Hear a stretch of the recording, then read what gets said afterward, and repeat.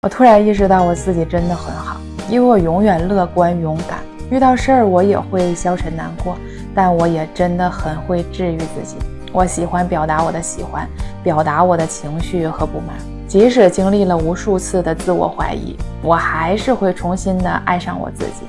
我能在无数次崩溃中慢慢的自愈，能在这个滥情的世界里始终保持清醒，也能在内卷的世界里认清自我，偶尔有点小悲观，但真诚和善良永远是我的底色。所以永远都不要否定自己，你真的很棒。